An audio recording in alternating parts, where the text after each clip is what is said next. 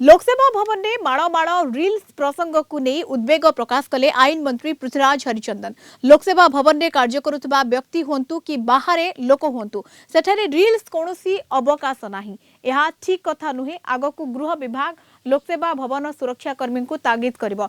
जदि हेउछि लोकसेवा भवन सुरक्षाकर्मी एवं पुलिस विभाग पदक्षेप नेबे। गृह विभाग गाइडलाइन आनिबा नै विचार कराजिबो बोली कहिसंती आईन मंत्री पृथ्वीराज हरिचंदन। निश्चित भाव एक तो ठीक नुहे। लोकसेवा भवन साधारण लोकों पाखे शासन व्यवस्था को पहुंचेबा, सरकार विभिन्न कथा को पहुंचेबा एवं शासन तंत्र को नियंत्रण करवा यहाँ हूँ मूल लक्ष्य। सेठी से भितर कार्य करथिबा लोक हुंतु कि बाहर लोक हुंतु सेठी कौन प्रकार रील्स इत्यादि करिवार कौनसी अवकाश नहीं।